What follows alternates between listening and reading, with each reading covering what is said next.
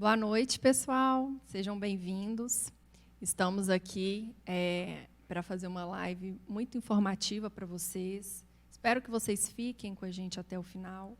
É uma live onde a gente vai falar sobre a igualdade da mulher, né, na nossa sociedade.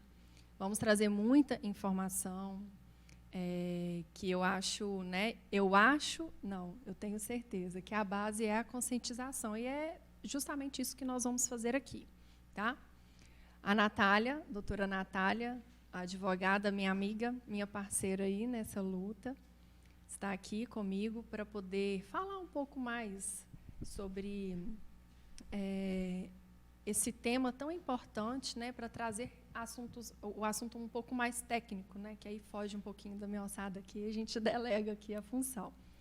Então, espero que vocês fiquem. Tivemos um imprevisto aqui, tá? Porque a gente teve que trocar a plataforma, então peço desculpa, tá, a vocês que estão esperando aí desde as 7 horas, mas eu tenho certeza que você não vai arrepender de ficar aqui com a gente nesse bate-papo.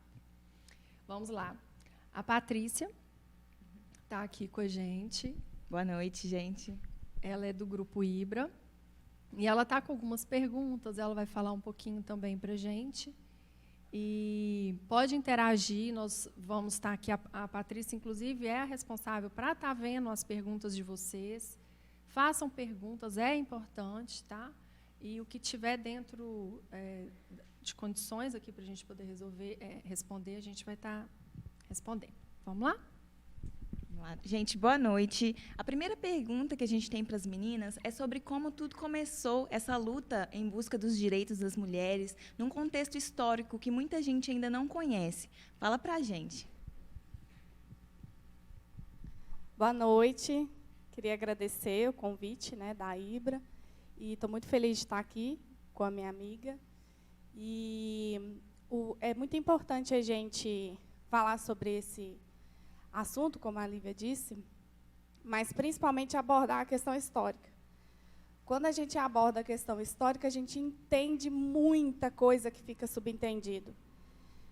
E o movimento, ele não começa à toa, né? Ele começa a partir das questões sociais que vão trazendo essas demandas de mudança para a sociedade. E é importante as pessoas saberem, porque assim, eu mesma era uma leiga, tá?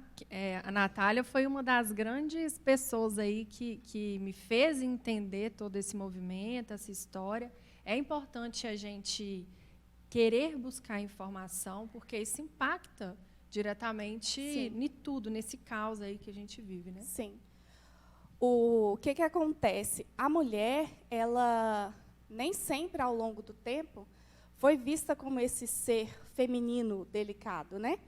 Nós temos, na história, registros de sociedades que foram comandadas por mulheres. E sociedades em que os homens e mulheres eram vistos como pares. Então, a gente precisa ver o que aconteceu antes, para a gente saber o que aconteceu durante essa mudança de paradigma, de papéis, para a gente entender os papéis hoje e também as quebras de paradigmas que existem hoje, para a gente não ficar pensando que é um papel pré-definido para a mulher, né, em sociedade. Então, nós temos aí relatos de várias sociedades que foram comandadas por mulheres, né, na Europa, as helenitas, né, as amazonas gregas, até na América do Sul, na América Central, América do Sul, com as Índias. Então, assim, existem na história sociedades que existiram, paridade entre homens e mulheres, e também sociedades em que a mulher foi a dominante. Então, a gente, antes do movimento feminista, por volta do século XVIII, a gente vê uma mudança no papel da mulher a partir de uma mudança no se ver a criança. A criança, antes do século XVIII, ela era vista como um mini-adulto, né? Ela não era vista como um ser infantil. Existia uma revolução, chamada Revolução Infantil, e ela trouxe essa mudança de papel para a sociedade, porque a criança ela passou a ser vista como um ser angelical, um ser que precisava de cuidados maiores. E quem que foi a pessoa nomeada para cuidar? a mulher. Então, isso foi uma situação pensada com o contexto econômico e político da época, para a geração de um mercado, né? Então, nunca a gente deve pensar que as coisas surgiram do acaso. Por isso que a gente tem que estudar bastante de onde vem a origem, a gênese dos movimentos. Sim, né? Porque, importantíssimo, né? De onde que vem, de onde que surge essa mudança do papel da mulher, Porquê, principalmente né? na nossa sociedade ocidental. Então, a gente vê uma mudança da visão da criança, que muda também a visão da mulher, que a mulher passa a ser aquele ser feminino, passa a ser a dona do lar, passa a ser a pessoa que vai cuidar. Porque a criança ela faz o elo entre o homem que está lá fora trabalhando e a mulher que está dentro. Então, é a partir daí que a mulher é vista como essa pessoa submissa sexualmente, falando, destinada ao papel de gestação. Então, isso são questões que foram pensadas na nossa sociedade, por questões de mercado mesmo. E aí, o movimento feminista ele surge no século XVIII, por volta do século XVIII, com a Revolução Francesa. Então, na Europa e nos Estados Unidos, estava tendo um movimento de luta por igualdade, democracia, né, para o exercício da cidadania. Então, mulheres e homens foram lutar para que existisse essa cidadania, o exercício da cidadania. Só que as mulheres começaram a pensar, por que não nós? Se nós estamos lá na linha de frente. Presta atenção, viu, gente, que aí começa tudo. E a gente vai bastante atenção nisso, porque no decorrer da live, a gente vai chegar no momento onde a gente vai explicar a diferença da luta feminista e o femismo, tá? Que eu acho que é algo muito importante, precisa ser falado tanto quanto o machismo.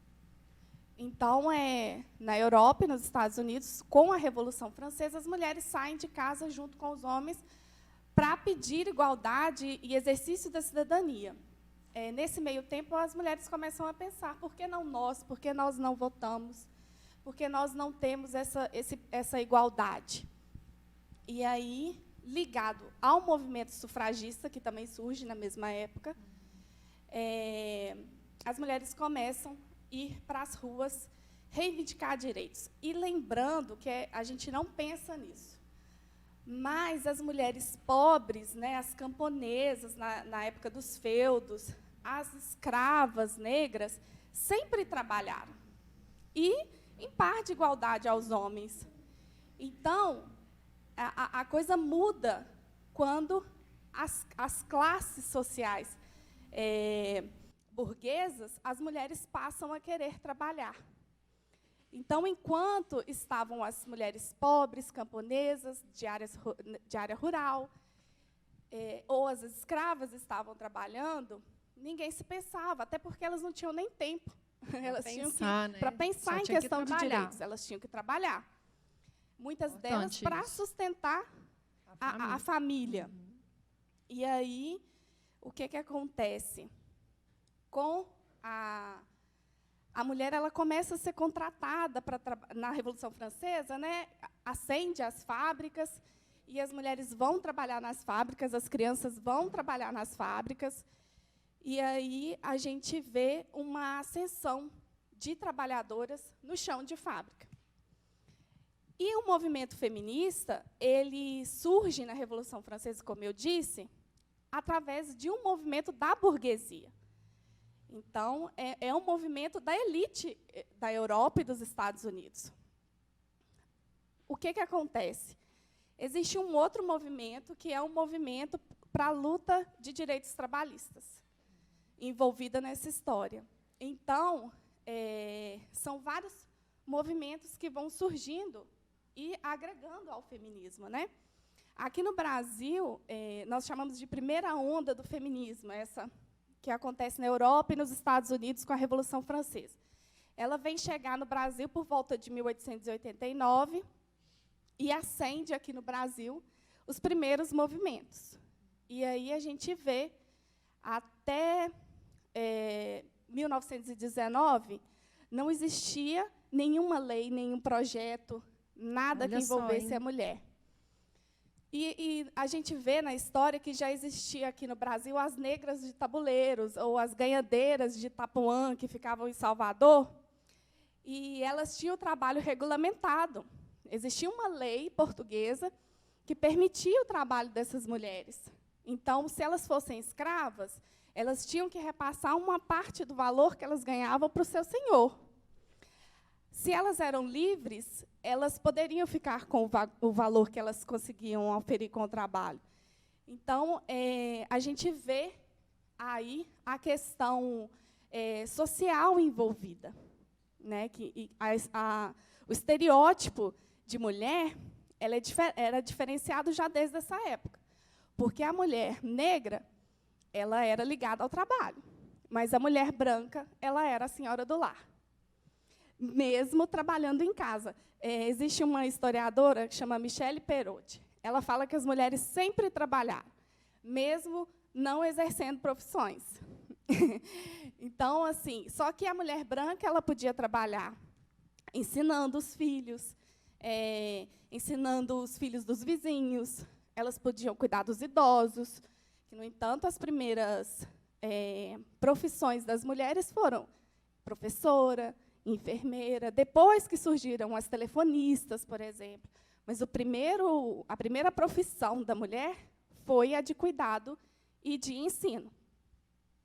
Interessante.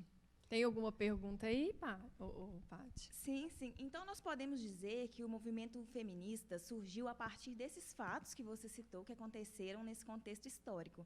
Fala um pouco mais para a gente sobre o feminismo em si e como ele vem sendo distorcido atualmente, o seu conceito, né, pela sociedade.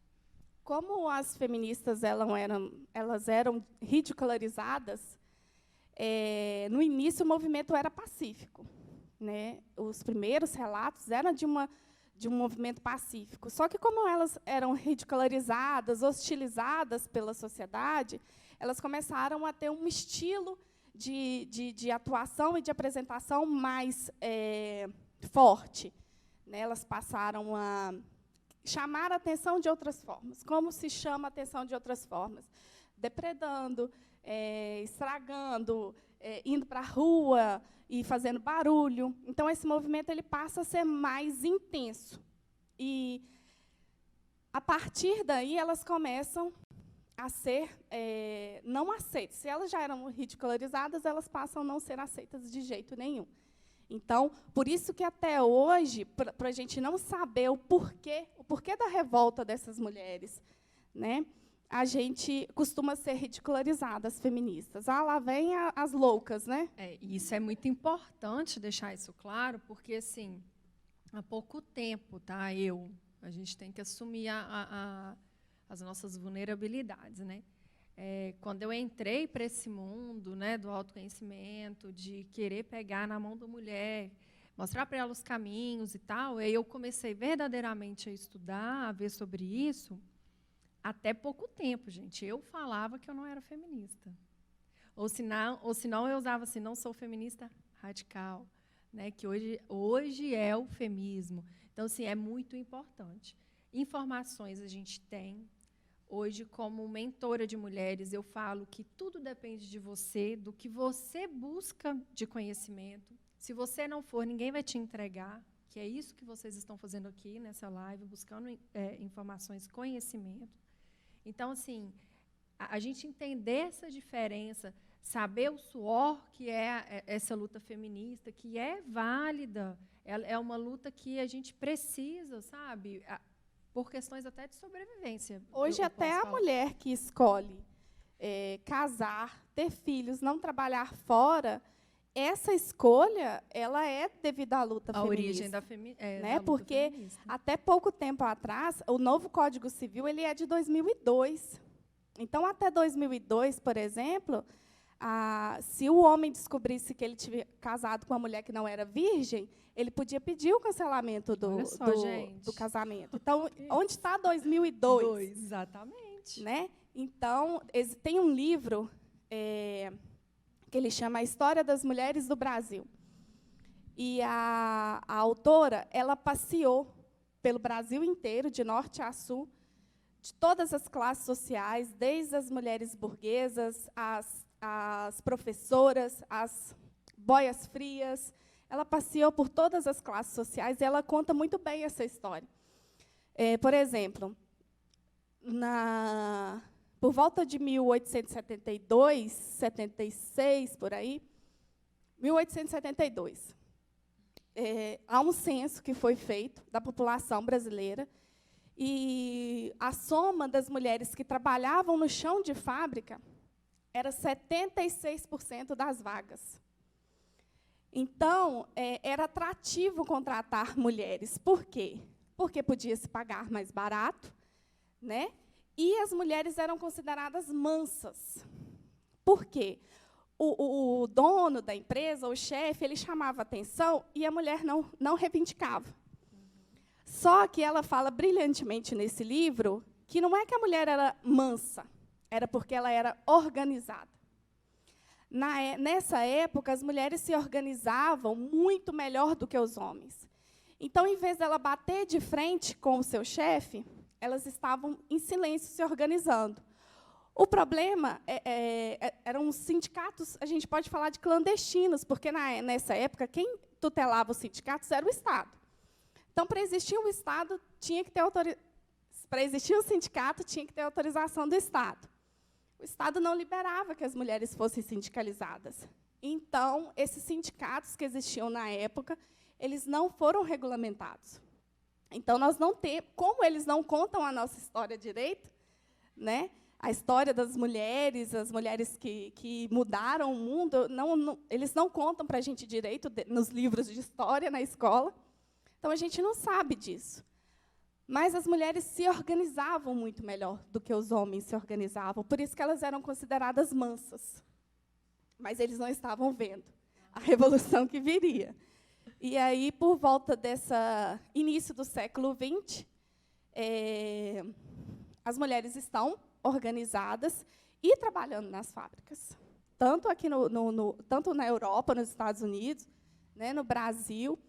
E o primeiro projeto de lei de trabalho das mulheres é por volta de 1912. Isso que eu ia te perguntar, qual foi assim a época que veio essa primeira Porque o que acontece? Projeto?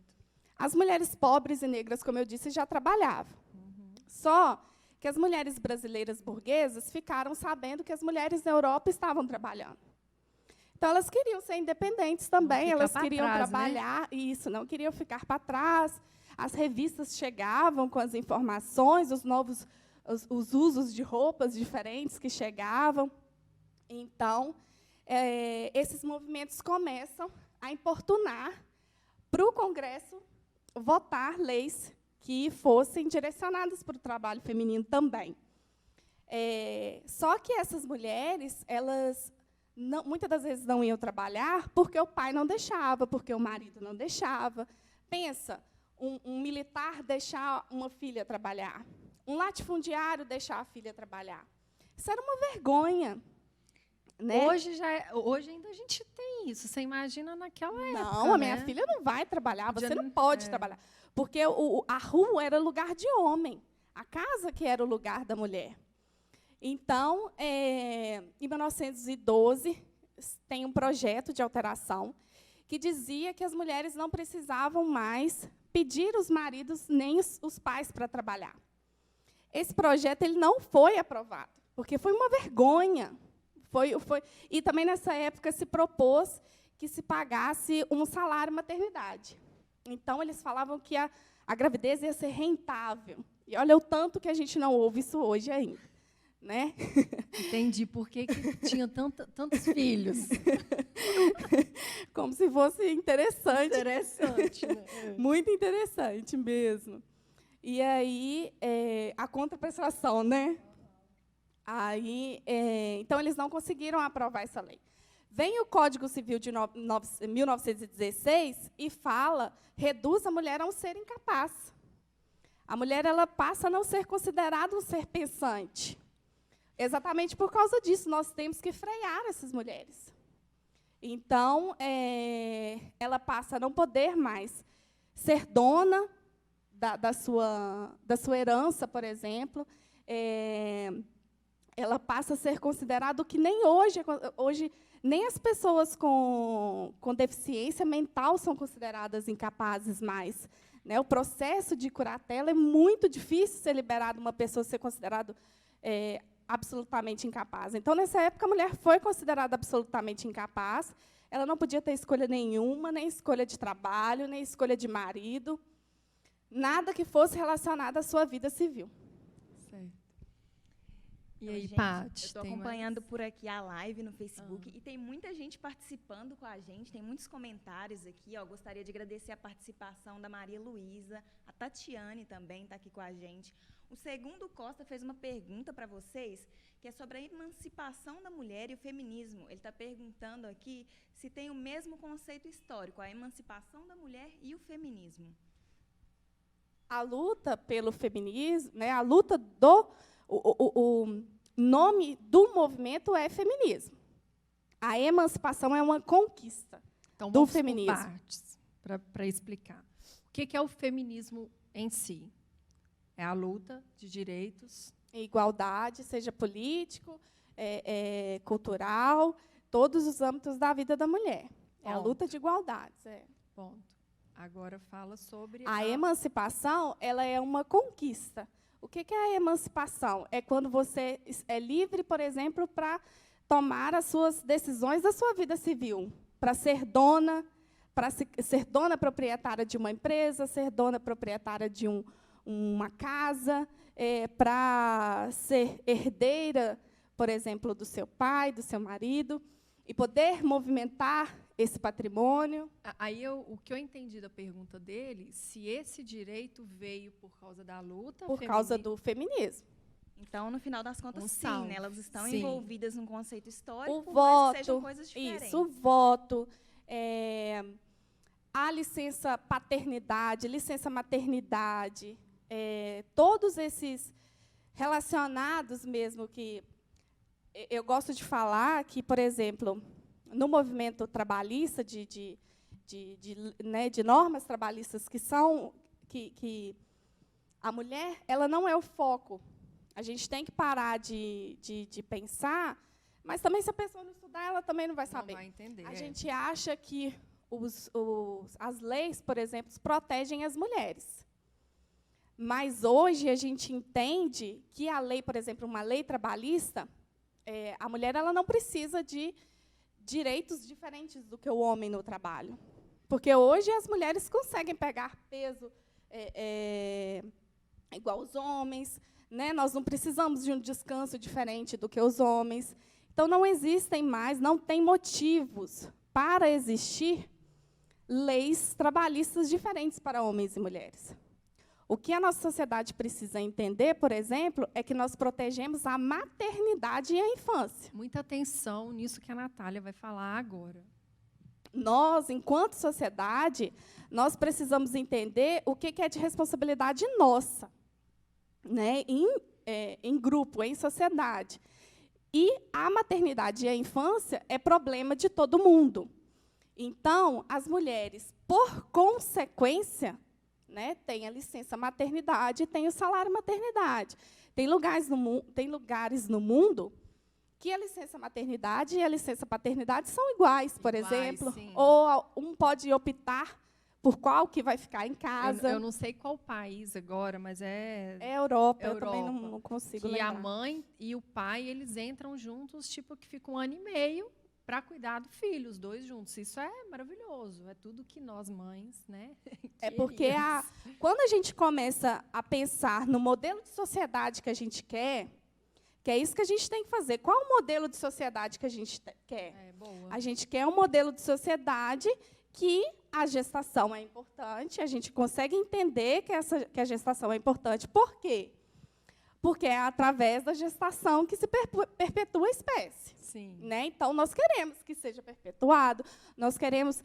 porque uma gestação, a gente não sabe se vai nascer um bandido ou se vai nascer um Bill Gates da vida, um Dalai Lama da vida. Mesmo né? porque as pessoas são Angela Davis da vida. Os Isso. pais são responsáveis pela A gente não sabe quem vai nascer ali. Se vai ser uma nova Marta, Sim. né? Então, a gente não sabe. Então, a proteção à infância, e a maternidade e a infância é uma tutela do Estado e de responsabilidade da sociedade. Com certeza. Então, hoje, as leis trabalhistas elas são direcionadas a esse tipo de proteção. A mulher ela entra nesse barco, né, porque é ela que gesta, mas nós também começamos a entender que a paternidade também ela é muito importante. Sim, com certeza. Né? Faz toda a diferença. Isso. Faz toda... E eu espero que isso tenha ficado bem claro para vocês, porque eu escuto de muitos homens, inclusive, mas para que a gente precisa de paternidade? Paternidade, não. Nós precisamos muito de vocês para ajudar a levantar da cama, para levar a gente ao banheiro, para poder sacudir o bebê, para ensinar. Né, Até mesmo, agora eu lembro de um grande professor que eu tive, ele falava que a paternidade... o bebê, quando ele nasce, aí já não é minha ossada, vou falar por alto. Ele nasce achando que ele é a extensão da mãe. Quem faz esse movimento de pegar a criança e mostrar para o mundo que existe um mundo além dele e da mãe é o pai. Né? Então, a paternidade ela é muito importante porque é o pai ou a figura paterna, né, que não precisa estar ligado ao masculino, é a figura paterna ali. Não necessariamente o pai, o biológico. Isso, e também a figura do masculino. Isso aí é tema para discussão também. E aí, ela é muito importante, porque vai mostrar para a criança que ela está no mundo além dela e da mãe. Show. Né?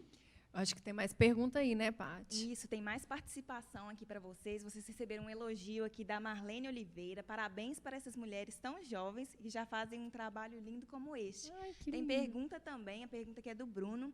Ele está perguntando sobre a parcela extremista do movimento feminista. Atrapalha a imagem verdadeira de um projeto que deveria visar apenas igualdade de direito entre todos? Olha, eu quero agradecer a participação dos homens. Eu acho tão bonito, eu acho tão humilde, eu acho tão valorosa a participação dos homens nesse debate, tá? Porque nós precisamos de você, nós queremos você, né, vocês homens. É justamente esse extremismo que é a diferença do feminismo e do femismo. Mas a gente tem que olhar também com muita... solidariedade também no movimento, porque é tanta coisa ruim envolvida que é ser humano. Algumas pessoas vão se revoltar com mais ênfase. Não que eu esteja defendendo, ou que eu acho legal, ou que eu acho estranho. Não estou fazendo julgamento de valor. Estou falando que nós, enquanto sociedade, nós temos que ter muito cuidado para entender o que acontece. Né? Porque tem hora que a pessoa está ali naquele movimento e faz uma coisa, faz outra, não adianta, que as pessoas começam a se revoltar. Sim. E mesmo porque a gente está falando de temperamento, né, personalidades diferentes, a falta da autogestão emocional envolve muito nisso que a Natália acabou de falar. As pessoas saem de um patamar de comunicação e já mudam para outro patamar de comunicação, justamente por não ter respostas. Eu e a Natália estamos passando por isso, mas nós estamos num patamar de comunicação, né, amiga? Por enquanto, em questão do conselho, pauta para outro assunto. Tem gente que vai achar que é estranho, que não precisa. Tem gente que acha que é assim, que vai conseguir. Vale o julgamento de valor da própria pessoa. Será que isso está sendo bom para mim, enquanto cidadão? Será que eu estou mantendo a minha sanidade mental? Sim. A falta da gestão emocional mesmo. Isso, mas isso aí é uma autogestão da pessoa, ela que tem que entender. Sim. Mas tem hora que a revolta, muitas das vezes, foi assim que a gente conseguiu. Sim. Foi quebrando alguma coisa que a gente conseguiu. Desconstruindo, né, barreiras. Desconstruindo os paradigmas, desconstruindo o papel, né, de cada uma. Então, assim, não dá para a gente julgar. A gente tem que entender o que o outro está passando. Porque também, na hora que a pessoa está lá, né, no movimento, lutando, as críticas chegam, então cada um vai levar de uma forma diferente. Vai perceber de uma forma. Arregaçar as mangas e ir para a linha de frente, lutar e deixar muitas das vezes a sua vida particular por conta disso. Mesmo porque quem está envolvido em qualquer tipo de movimento, é bom deixar claro, seja ele qual for, quando a gente está inserida nesse movimento, nós fizemos, né, participei agora da caminhada em dezembro. Gente, para vocês terem noção, para entender esse extremismo que a gente está falando. Nós fizemos propaganda, nós falamos, estamos vendo vários acontecimentos, vivemos, sim, uma pandemia de violência contra a mulher, horrorosa, doméstica, familiar, né? E a gente fez muita campanha. A caminhada poderia ter dado muito mais pessoas, mas as pessoas são preguiçosas e desinteressadas. Porém, na hora que for pedir os direitos, querem os direitos, mas os seus deveres não são feitos. E quais são os seus deveres? Como você se entende como pessoa? Quem é você como papel de cidadão? O que você faz para melhorar a sua comunidade? Queira ou não, isso é um ponto muito importante, porque isso envolve conquistas de qualquer luta que seja ela. A gente viu isso na caminhada, a gente está vendo isso pelo conselho que a gente está tentando aprovar aqui em Caratinga. Então, isso é muito importante. Agora, a diferença, que ela é real, ela existe, e isso daí a gente precisa falar, que é o feminismo. O feminismo é a sobreposição da mulher sobre o homem, que é a mesma coisa do machismo. É um poder, é uma guerra horrorosa, como se a mulher... São sinônimos, né, as palavras. Como se a mulher tem que ter uma autoridade maior do que do homem. Cara, não existe isso. É uma igualdade de comunicação. Sinônimos não, antônimos. Né? O machismo é quando se sobrepõe a posição do homem como superior, como ser pensante, único, exclusivo. E o feminismo é ligado à superioridade da mulher. A gente vê... Feminismo, isso. A gente vê que o que há de interessante sempre é o equilíbrio dos gêneros, né? É o equilíbrio, que ninguém se sobreponha a ninguém. Nós somos diferentes, né, no que nos diferencia, mas não precisa de falar, né? Mas perante a lei nós somos iguais. E existe essa igualdade, né, formal, que a gente chama no direito, quem foi do direito sabe do que eu estou falando. Então, existe essa igualdade formal, que é a igualdade que está no papel, que está na Constituição, que está nas leis. E a gente busca a igualdade de fato, que é a igualdade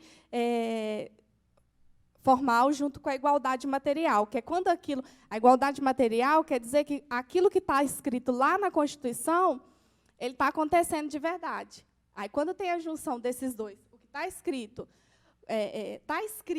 com o que está escrito, existe a igualdade de fato.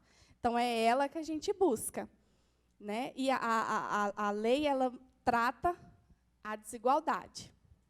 Não, show. Eu espero que tenha ficado claro. Se não ficou, mande nos comentários, tá, Paty? E a gente fala mais um pouquinho. Sim, bacana.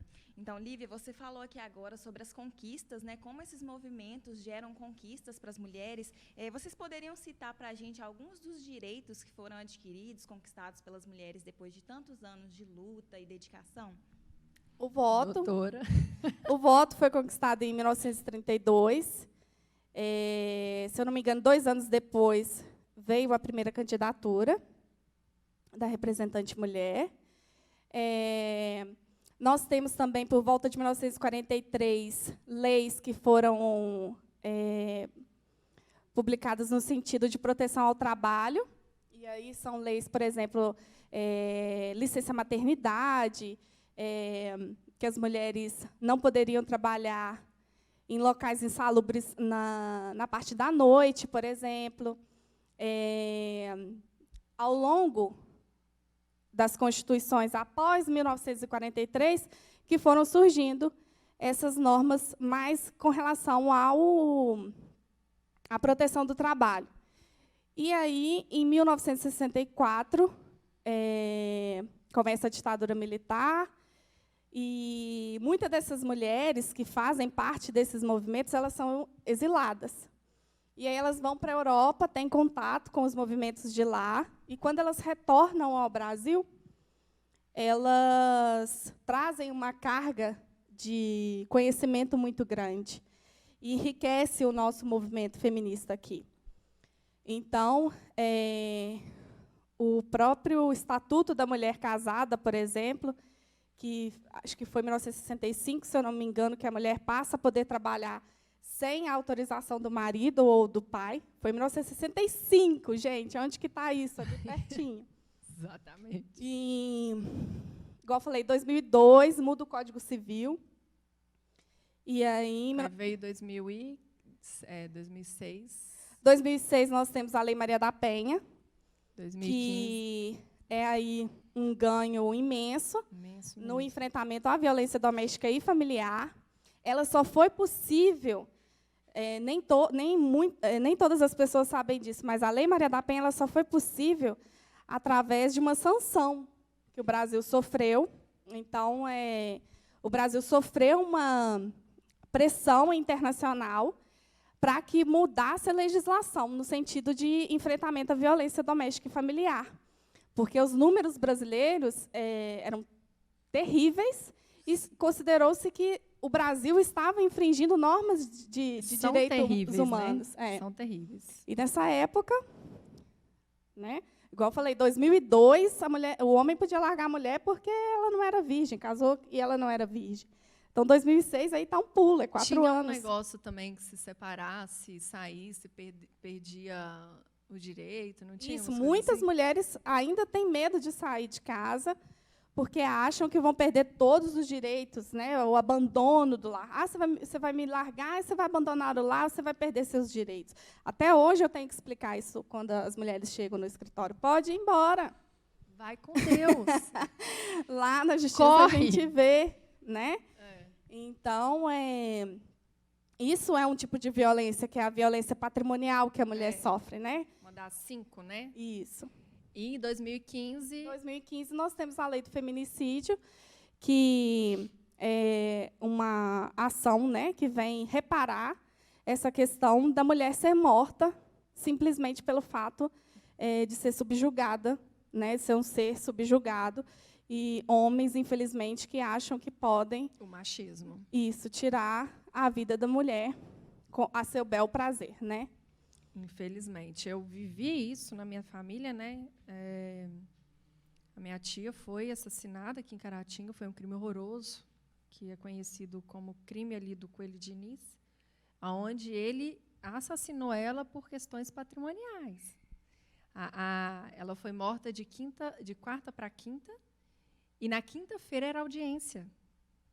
Audiência onde que já ia dividir tudo e tal. E ele saiu, olha que sério isso, saiu uma informação de dentro, né, que ela tinha, de fato, conseguido tirar a casa do nome dele, porque foi ela que pagou, e, enfim. Então, muito sério, ela foi assassinada por causa disso, um crime patrimonial. E o movimento feminista ele é muito rico no sentido de que ele começa com a primeira onda feminista que eu falei, né, do movimento da burguesia, né, na Europa e nos Estados Unidos. E aí ela ganha valor com as trabalhadoras, né, com o pensamento marxista, que vão trazer a questão de combater o patriarcado.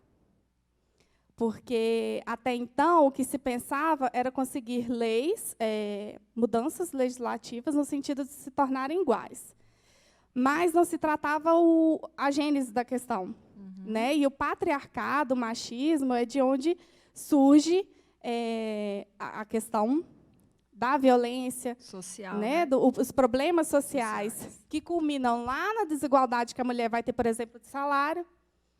Né? Porque, muitas das vezes, o patrão acha que é melhor contratar o homem, né? Que o homem vai ser mais esperto, porque o homem ele tem características que são mais voltadas para a liderança, por exemplo, né? Porque existe ainda esse pensamento. Então, as trabalhadoras elas começam a inserir esse pensamento de que a gente precisa mudar socialmente, culturalmente. E, assim, como eu trabalho com isso na minha rede social, quem quiser me acompanhar lá é Grupo Lívia Soares no Instagram e no Facebook só está Lívia Soares. Eu falo muito sobre a conscientização da repetição de padrão. Né? Então, se a gente tem um caos social, é por essa repetição de padrão, falta de informação. Então, hoje eu tenho um olhar muito crítico para a criação de meninos, pais, né, criar meninos. Eu tenho vários relatos que a gente poderia falar aqui sobre como é essa importância do pai entender que deixa o menino chorar, deixa o menino aprender a ajudar a mãe dentro de casa, porque essa base faz com que a gente não tenha um adulto agressor. Ou seja, a agressão, essa loucura que a gente vive, a origem dela é a repetição de padrão. Então, assim, eu faço até uma reflexão. Qual é a repetição de padrão que você carrega, tá, dos seus pais e que você está replicando? Lembrando que os pais não são culpados, porque são pessoas... Como que eu vou culpar o meu pai e a minha mãe? São pessoas que não tiveram a educação que eu tenho. Né? O mundo está dando um looping a todo dia. Então, assim, a gente não pode culpar, mas a gente deve encerrar o ciclo, assim como a repetição, assim como o ciclo da violência doméstica, né, familiar, o ciclo dessa loucura que está tendo agora de falar tanto, né, do assédio sexual, né, infantil. Então, a gente tem que encerrar esses ciclos. E esses ciclos são só encerrados através de grandes movimentos. Né? Então, a importância do movimento feminista veio para poder ampliar todos os horizontes, as pessoas quebrarem padrão mesmo, a gente quebrar e ir atrás dessa desconstrução, que é uma palavra muito forte, você desconstruir algo que foi construído. E o próprio né? movimento feminista ele passou por uma desconstrução muito forte, que foi na década de 1990, que foi a terceira onda do feminismo, que foi quando se identificou que as mulheres não eram iguais em sua totalidade. Foi quando começou a se ver a mulher através do pluralismo, que aí a gente começa a ver que as mulheres elas passam por problemas diferentes. E isso aí vai envolver questões de raça, questões sociais, né?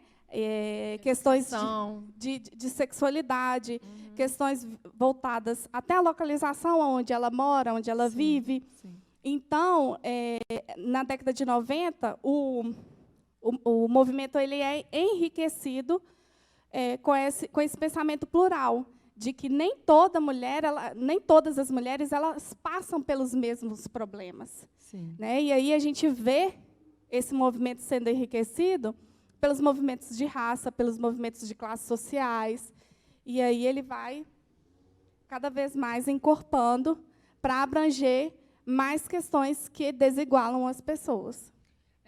Eu tenho vários dados aqui, vou colocar nas minhas redes sociais depois, dados recentes, né, de 2017 a 2019, sobre todas essas questões, quais tipos de violência que a gente tem por raça. E incrível, você até viu, né, aquele dia, o branco, se eu posso falar assim, é o mais violento. Tá? Os dados de Minas Gerais, dados né? de Minas Gerais, isso. Então, assim, tem vários pontos que a gente poderia falar. Uma coisa importante aqui, para a gente já passar para a Paty, a Lei Maria da Penha é a terceira melhor lei do mundo. Então, olha a riqueza Ela disso. está entre as três melhores. Né? Isso. Então, isso é muito rico, tá? Essa informação. Paty, para a gente finalizar. Tem mais pergunta aqui, mais Manda participação no Facebook. O Secundo perguntando novamente aqui agora sobre o papel da mulher na fé cristã. Se a mulher na política brasileira e América Latina, como esse papel está sendo desenvolvido? Então, falar de fé, vamos lá. É um assunto bem cheio de tabus, assim. Inclusive, eu postei recentemente a violência doméstica no meio cristão, né? Então, assim, a gente precisa desconstruir a religiosidade, né? É um assunto bem crítico, assim. Se eu falar um pouquinho, eu vou ter que falar um montão.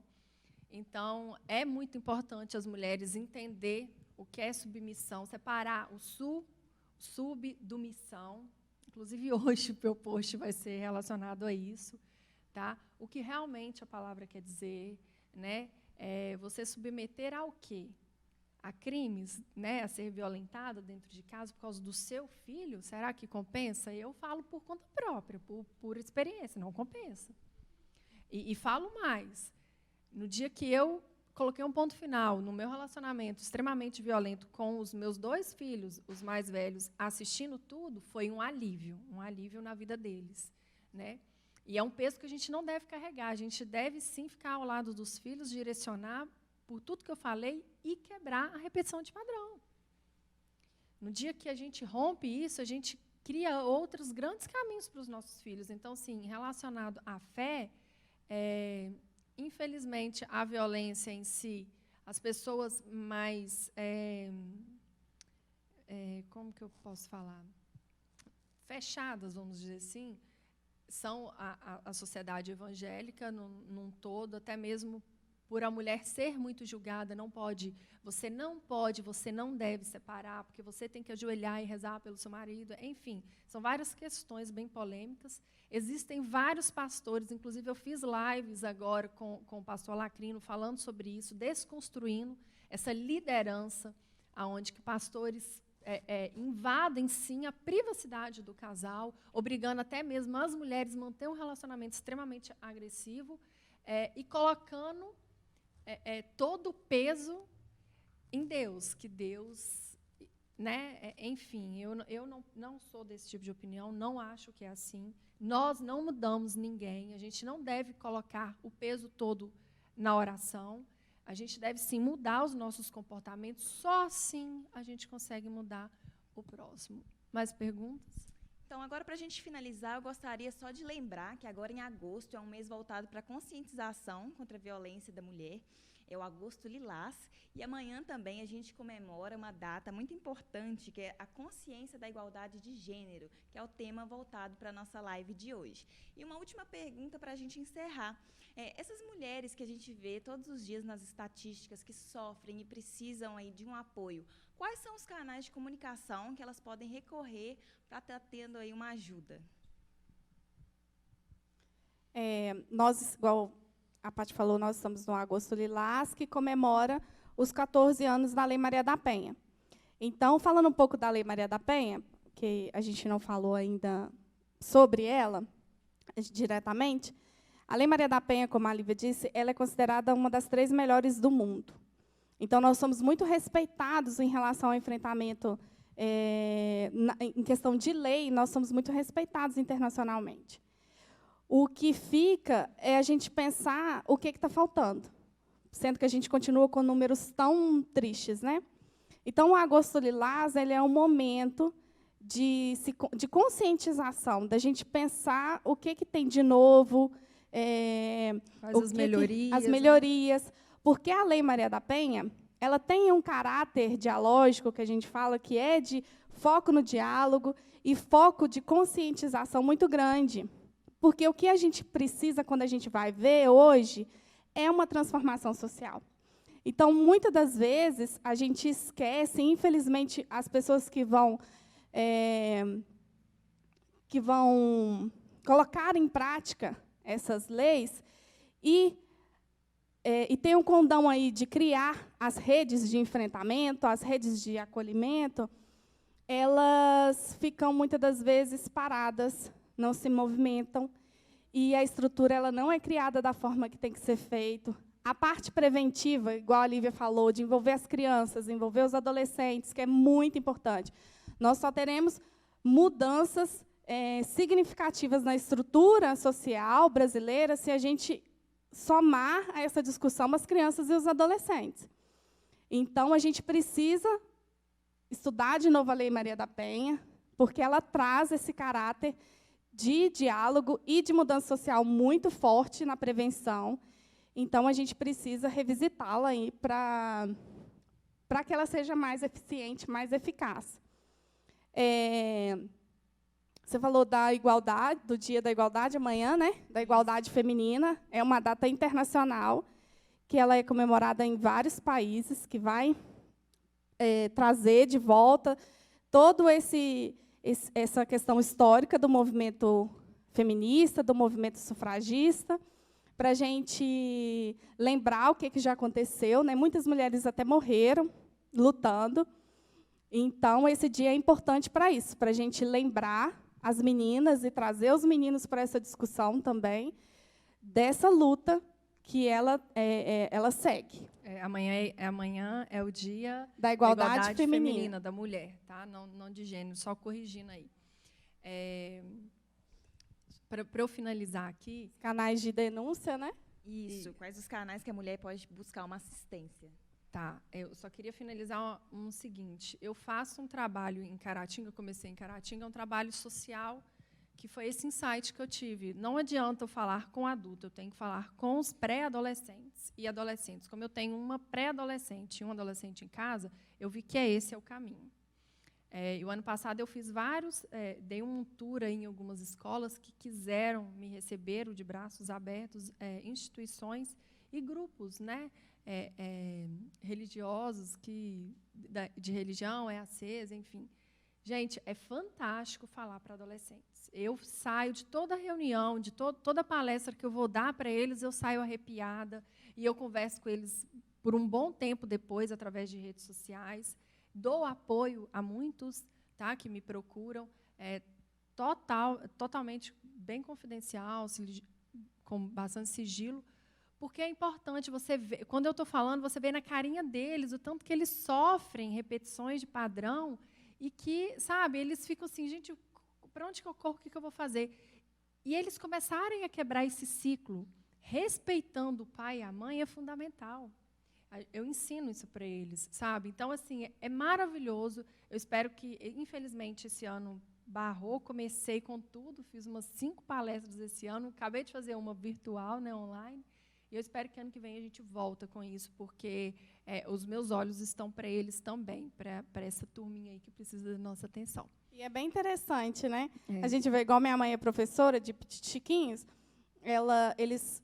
Mãe, não pode jogar lixo no chão, pai, não pode jogar lixo no chão, porque na escola eles estão vendo, né, a questão do meio ambiente, a proteção, então eles estão ajudando os pais, né, na questão da coleta de lixo seletiva. Então, eles acabam tendo esse condão de mudança muito forte, porque eles vão chamar a atenção dos pais, porque eles são muito sinceros, né, e também pelo fato que eles não vão vir com essa carga de comportamento, porque as nossas crianças hoje estão aprendendo a ser violentas dentro de casa, né? Porque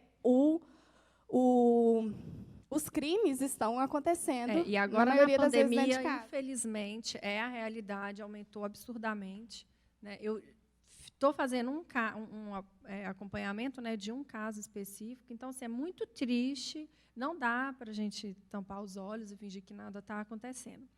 E aí a gente queria deixar aqui, né, quer deixar para vocês, a diferença também do canal de denúncia, que é o 180 e o 190. O 180 é um canal que é direcionado a denúncias a crimes contra a mulher. Ou seja, você vai fazer uma denúncia... É a central de atendimento à mulher. Você vai fazer essa denúncia confidencial, e mesmo, tá? Eu já fiz... semana retrasada, para quem me acompanha, a gente está conseguindo salvar uma mulher e uma filha de um cárcere privado na região do Vale do Aço, por denúncia, porque é lei, né? O síndico, enfim, quem mora no prédio denunciar. Então, assim, eu achei tão bacana que uma das seguidoras falou, Olivia, eu preciso da sua ajuda. Eu falei, vamos agora, porque eu pego mesmo para mim. E aí o condomínio fizeram um grupo no WhatsApp comigo, sem os dois lá, né, o casal, e eu auxiliei, fiz o caminho. E uma das pessoas que fizeram a denúncia falou, Olivia, eu tive um atendimento de 1h10 no canal de 180. Mas eu fui tão bem atendida, e nós estamos acompanhando esse caso remotamente, e ela pode ligar porque ela tem informação, que é sensacional. Então, denunciem.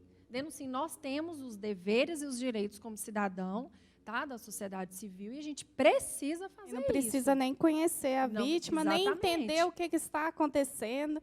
Mesmo eu fazer outro depoimento. Eu trabalho com isso justamente por ter vivido todos esses caminhos.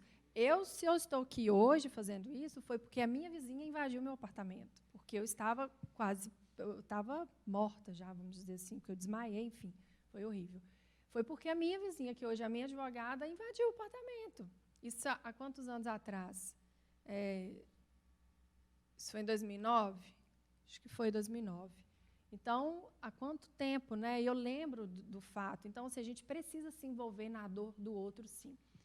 E o 190 é para o caso que está acontecendo, imediato, é na hora. Está acontecendo, ligou, a polícia vai na hora. Então, a diferença é essa.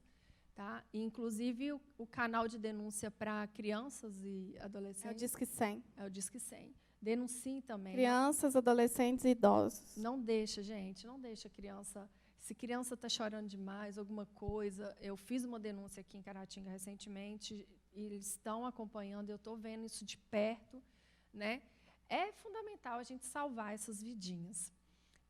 Eu e a Natália, a gente está empenhada aqui pelo Conselho, justamente para a gente poder trabalhar isso na sociedade, né, de Caratinga. Temos uma sociedade extremamente violenta, vou trazer esses dados na minha rede social. Caratinga está entre a 4ª região e cidade, aliás, a 5ª cidade mais violenta do estado de Minas. Então, é muito sério, muito grave isso. Os outros canais também. Tem o Ministério Público.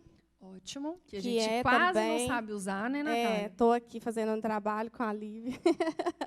Brincadeira. Da gente aprender a utilizar o Ministério Público para fazer denúncia, é muito importante. Nós temos a Defensoria Pública também. E nós temos a Delegacia da Polícia Militar, Polícia Civil virtual. Então, tem até lá no meu Instagram, tem um link na bio, que direciona a mulher para a delegacia virtual. Lá ela pode fazer o boletim de ocorrência do crime, né, de lesão corporal, ela pode denunciar descumprimento de medida protetiva, por exemplo. Lá também, no link da minha bio, tem a cartilha explicando passo a passo. É bem simples. Para fazer a denúncia. Quem tiver dúvida, pode me procurar, eu ajudo, não tem problema. E é só mesmo ter consciência que canais de denúncia existem. Tem também a campanha do sinal vermelho, do X vermelho na mão, que, para esses lugares, né, aqui em Caratinga já não está não estamos mais tão isolados, né, na pandemia aí. Mas foi uma campanha muito importante.